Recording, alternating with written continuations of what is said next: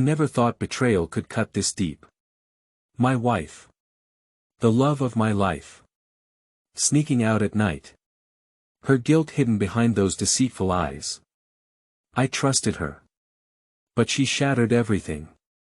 I caught her with another man. The raw pain. The fury. It consumed me. My world crumbled as I discovered their affair.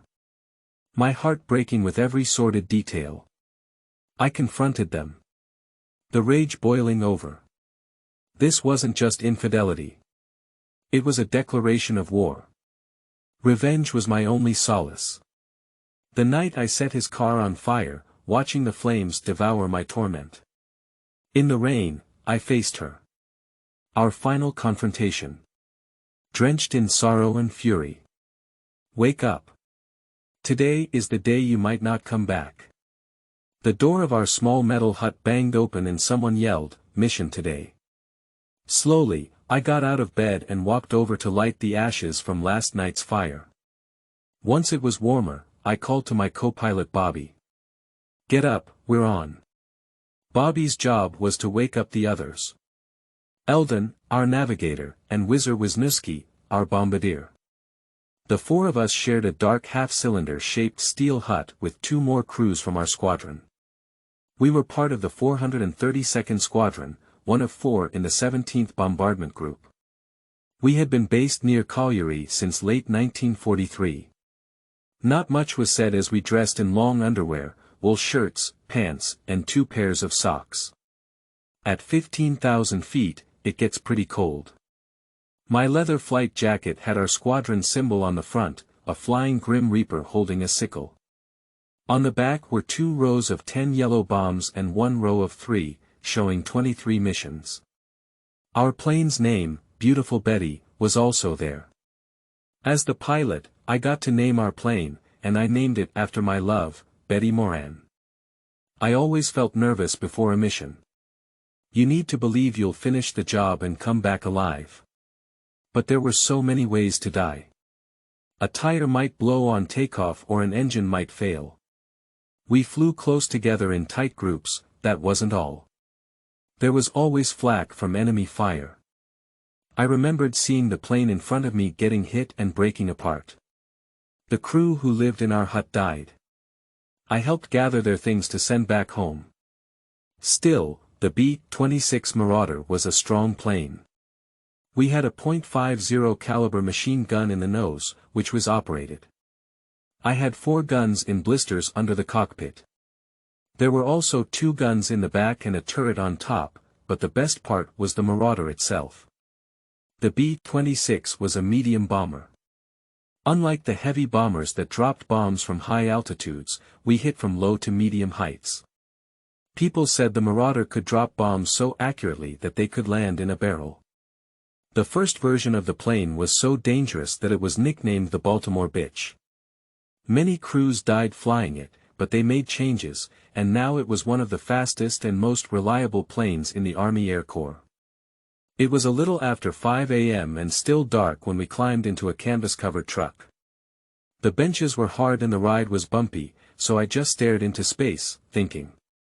When the truck stopped, Bobby tapped my shoulder and softly said, "Come on, Jed, let's eat." Eldon, the jokester, added in a sing-song voice, "Wake up, Jeddy, it's breakfast time." All 4 of us got out of the truck and walked to the officers' mess hall, which was buzzing with chatter from other crews. The serving line was short. The food was the same as always, scrambled eggs that were an awful yellow color and a big slice of fried Spam. Since it was a mission day, we got all the coffee we wanted. I promised myself I wouldn't, but I pulled out a letter from her and read it one more time. Asterisk, asterisk, asterisk, asterisk, asterisk. Like many small-town stories, I grew up with Betty Moran. We met when she joined my 6th grade class. She lived behind me, and we'd walk home together after school.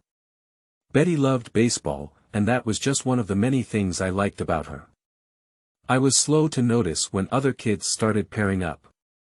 It was mainly because my little friend had turned into such a pretty girl. She had a heart-shaped face like Betty Boop, big blue eyes and dark hair in a bob. She had a nice figure too, with long legs and a graceful body that had other boys chasing after her. Luckily for me, Betty knew what she wanted, and she wanted me.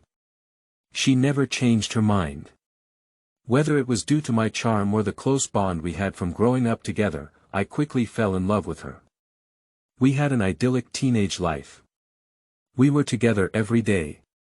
We were in the same classes, studied together, and hung out at each other's houses. Some people might get bored with such routine, but we enjoyed it. Still, we had a problem named Duke Williams. Duke was the smooth operator in town. He wasn't all that good looking, but he was big, bold, and confident because his dad was rich. Duke tried hard to win over Betty. He showered her with attention and kept asking her out. She was always polite when she turned him down, at least when I was around. Duke also didn't like me. He was big and used to getting his way, but he wasn't smart or hard-working. I was. Everyone noticed, including Duke. Of course, I got angry when Duke tried to win over Betty, but he never did anything direct, so I couldn't confront him without looking silly. Most of the time, I just heard his mocking comments from afar.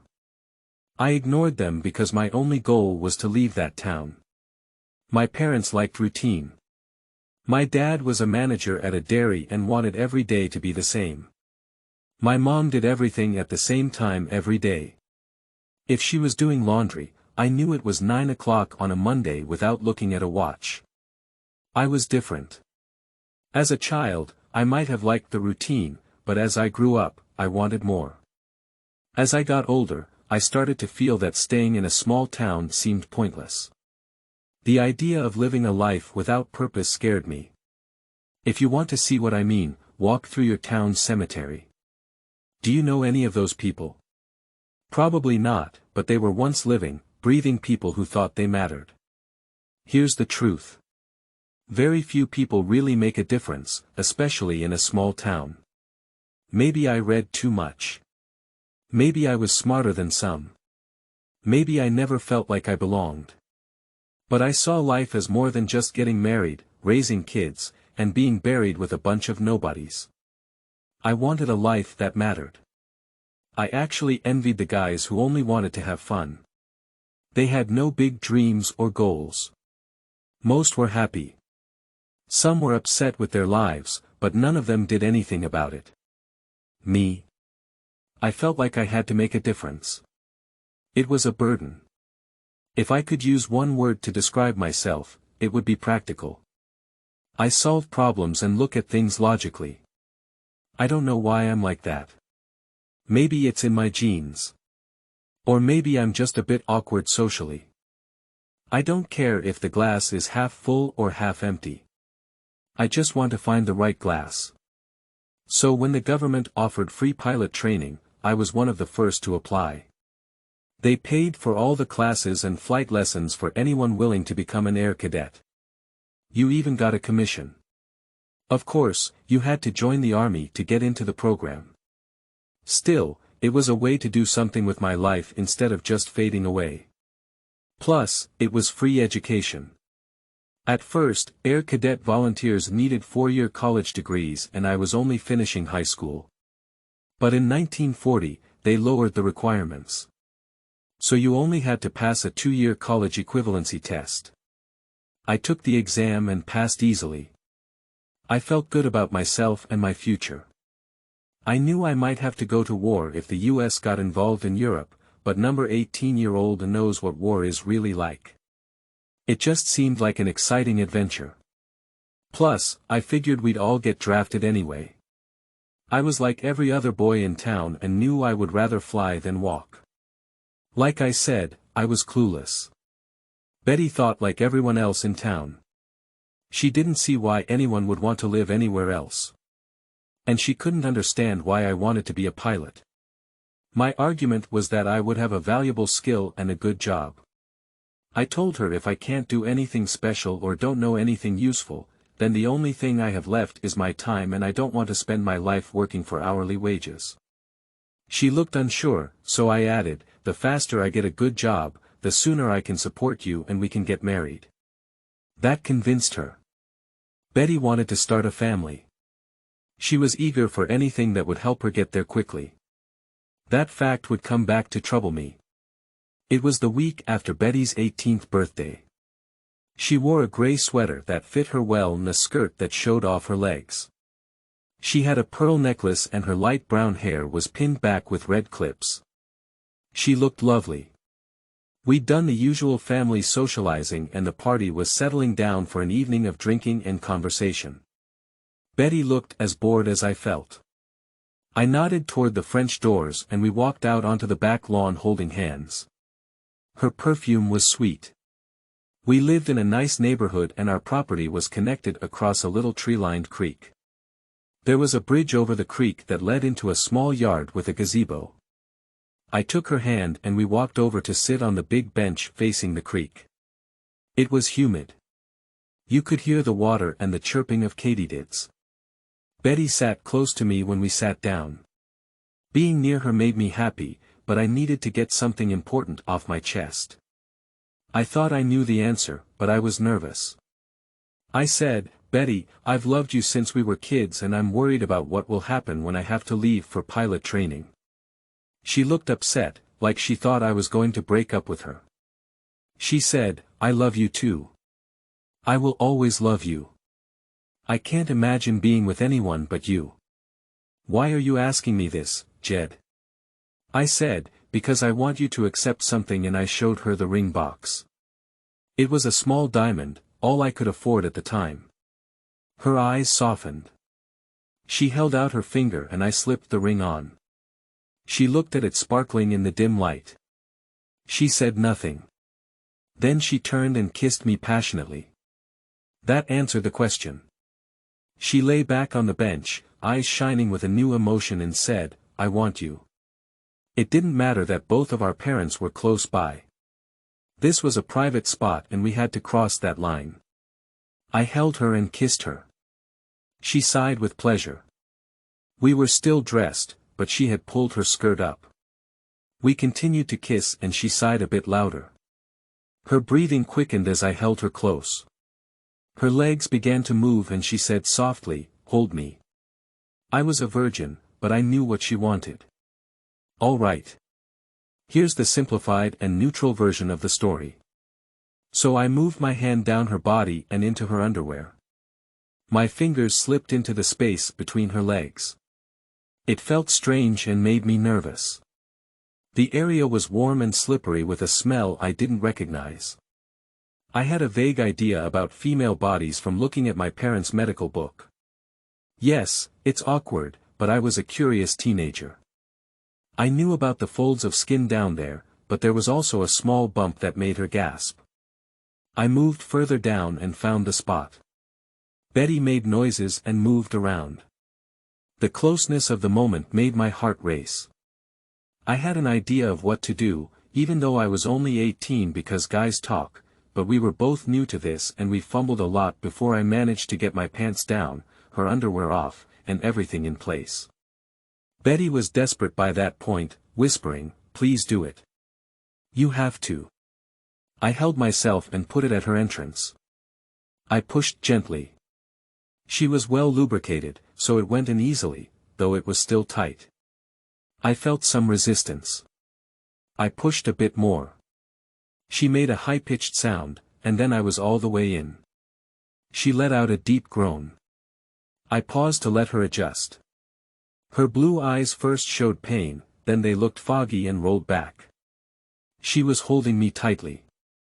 Her arms clung to my neck, her legs wrapped around me, and her body gripped me. The soft warmth around me felt amazing and too much to handle. It was over too quickly. I made a noise and finished. Betty then started moving a lot, making muffled sounds. Even though I had finished, her movements kept me hard. We moved together instinctively until she suddenly went stiff. I felt her body react inside. She made sounds like she was almost choking. She thrashed around as she reached her climax. Our first time was memorable, to say the least. Betty finally lay still. I was still inside her and I knew there was a risk she might get pregnant. I didn't care. I looked into her eyes and said, if this makes you pregnant, then it's okay. Starting a family early is fine with me. What matters is that we belong to each other. Her face lit up with joy. She hugged me and said, I am yours forever and will happily have your children. I love you so much. There were no babies that night or after, and that turned out to be a good thing. Asterisk, asterisk, asterisk, asterisk.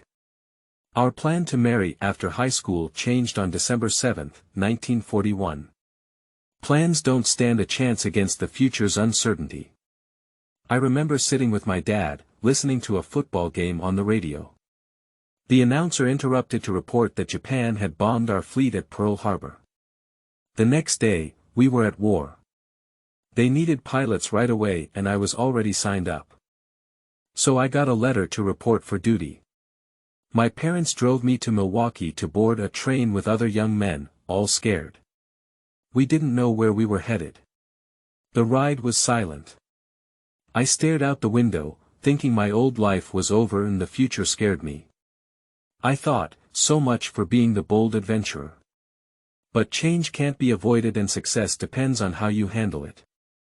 Betty wouldn't stop crying. She kissed me and said she loved me and would wait forever. It's a common story since ancient times. The army had a plan for recruits entering a new world. An officer herded us to the front of a train car. The day-and-a-half ride to Fort Jackson was unforgettable. The officer was sitting in the back, flirting with a young woman. The rest of us sat silently, lost in our thoughts and numb with shock. I felt completely alone. The car was dark and I couldn't sleep. The only sound was the train and the woman's voice from the back. For the first time I was by myself and felt panic. My dreams of making a difference were buried under the reality of separation. I thought it would be easier. Arriving for recruit training, not called basic training back then, was tough. South Carolina in June is unbearable with rain, heat and bugs. We stood in line in the humid, awful weather at Fort Jackson. Every soldier we passed told us, you'll regret it. They gave us numbers instead of names. Then they shaved our heads. They took away our civilian clothes and personal items. We stood in a line without any clothes while they gave us new shirts, pants, socks and underwear. They charged us $25 for all this, which was $4 more than our first month's pay. I thought I was scared before, but then I met the guys in the round hats. Their job was to turn us into real soldiers. Sergeant Hunt was the scariest. He was tall and about 70 pounds heavier than me. I stared at him, feeling fear creep up my spine. He must have noticed me staring. He walked over, stopped 2 inches from my face and shouted, spit flying, "What's wrong with you, boy? Do you have funny feelings?" It was a strange question. I said, "No, big mistake." He yelled even louder, "That's no sir." I shouted back, "No sir." I was starting to understand how things worked. He asked, "Then why were you staring at me instead of looking straight ahead?" I yelled, "I'm sorry," then added, "Sir." Hunt gave me a mean look and said, "Well then, let me help you remember, drop and give me 30. That was my first lesson in Army life. You grow by facing challenges. Most people deal with things like school, jobs, and even getting married. But those who grow the most face impossible tasks, things they never thought they could do. Those are what make a person strong. The first 6 weeks in the Army did that for me. Learning that I could handle everything the Army threw at me gave me confidence. It taught me to take control of my life.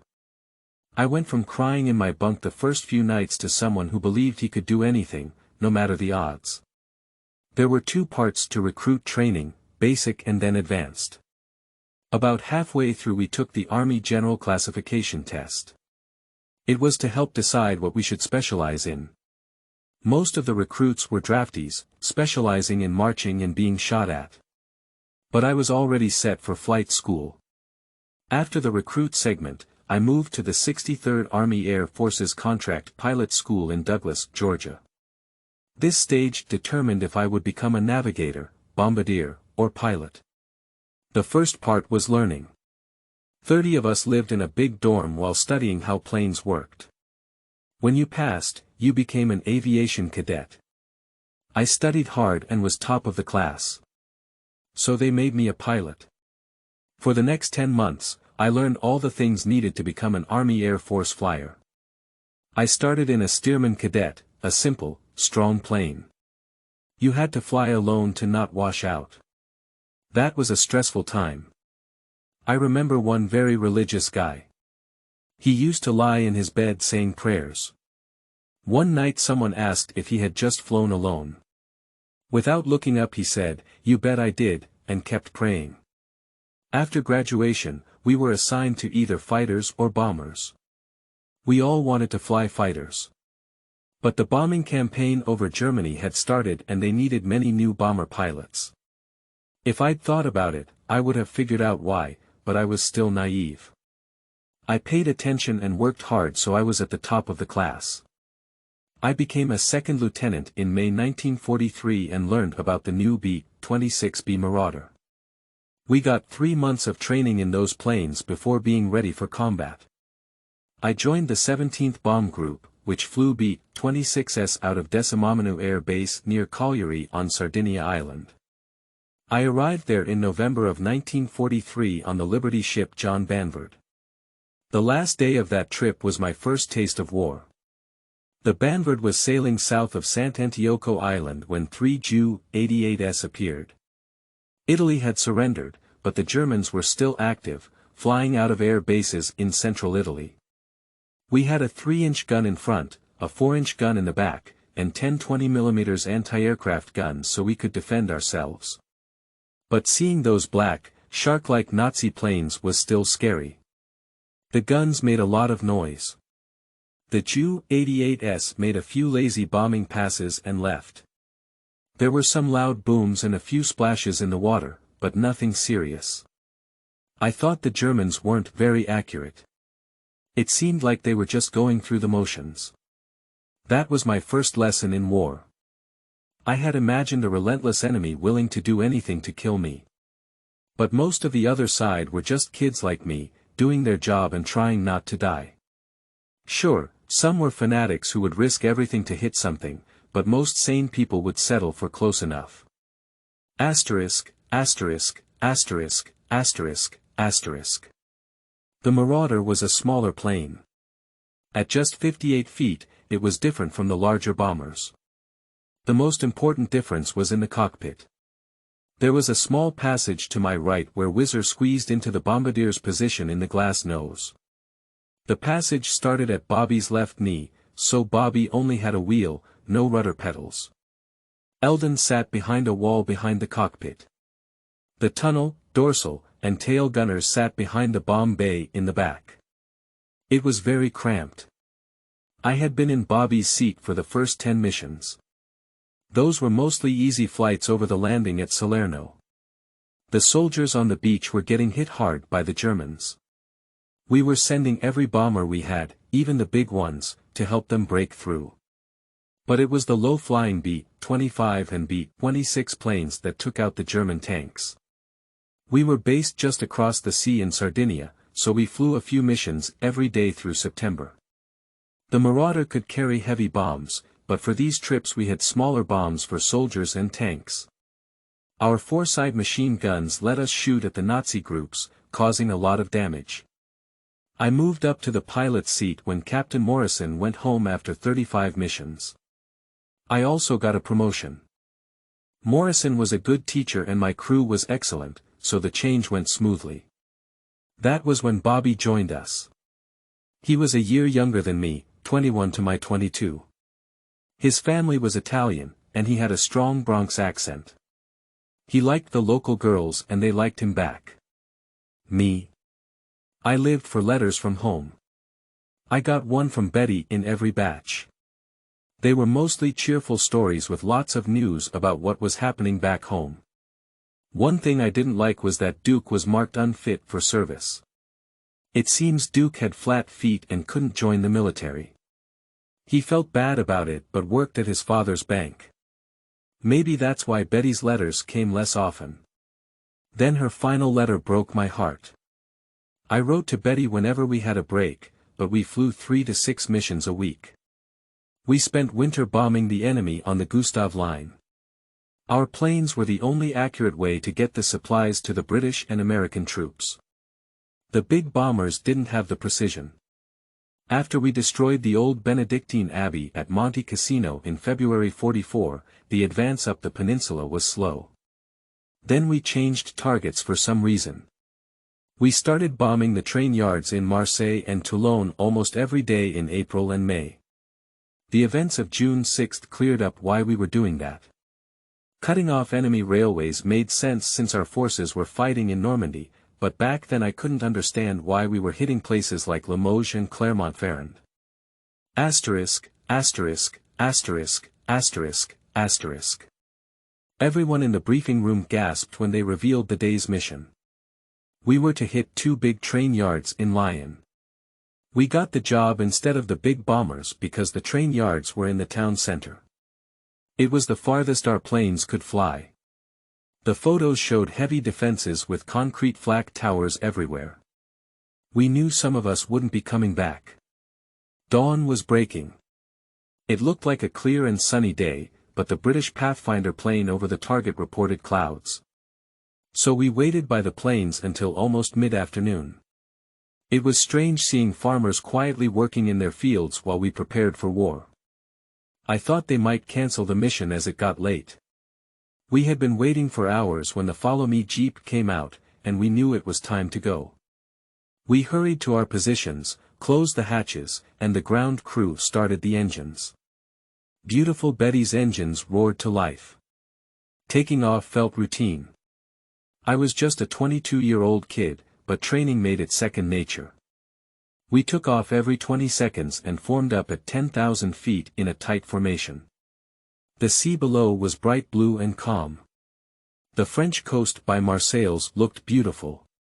This was the famed Riviera, once a hotspot for the rich and famous, now lined with barbed wire. The mighty 8th had weakened the German Air Force, so no enemy fighters showed up during our 3-hour flight. The sun was setting as we approached Lyon. We bombed following the lead plane's northern bomb site. We were the lead in the second group, making us a prime target for the enemy gunners below. The flak was so thick it seemed you could walk on it. The constant explosions rocked our plane. We were the last group to drop bombs, and the German gunners were getting accurate as we arrived. Whizzer had just called bombs away when a huge explosion hit us. It temporarily stunned and deafened me and shook our plane violently. The explosion must have been near the starboard engine because we lost power and began to trail smoke.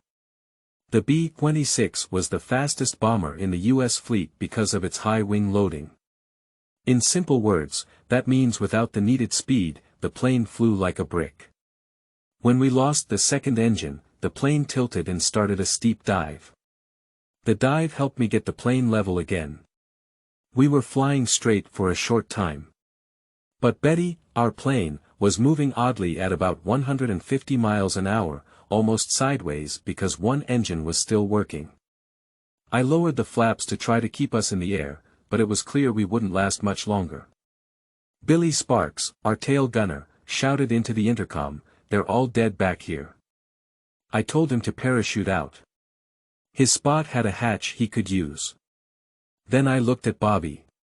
Most of his head was gone. That's where the blood on the windscreen came from. Whizzer was making scared noises trying to get out of the bombardier's tunnel. I yelled at Eldon to move Bobby. Eldon stepped in, saw the horrible sight, and threw up. After he stopped, he dragged Bobby's body out of the seat. It felt like forever while I was trying to keep us flying. Once Bobby was out of the way, Whizzer shot by us like a cannonball. He grabbed his parachute and jumped into the night without a word. The bomb bay was still open. Eldon put on his parachute and followed him out. Now it was just me and Betty, badly damaged. They called her the Baltimore Betty, but she was more faithful than the girl I'd left behind. I thanked her for her service, unfastened my belt, grabbed my parachute, and put it on. I still had Betty's letter in my pocket as I jumped. There was darkness. I pulled the parachute cord. There was a loud snap, some moments of swinging, then nothing. I must have been close to the ground. I woke up hanging in a tree. It was very dark. I felt confused.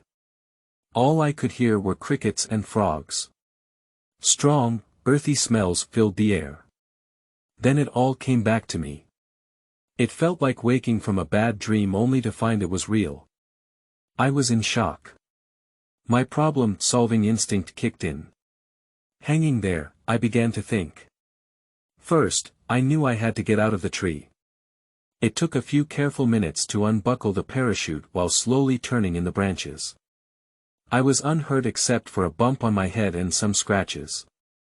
I got those falling through the tree. I had an escape kit and a first aid kit on my parachute harness. They gave those to every flyer. The first aid kit had basic medical supplies. The escape kit was more helpful. It had a booklet with useful French phrases, a compass, and most importantly, a map and some French money.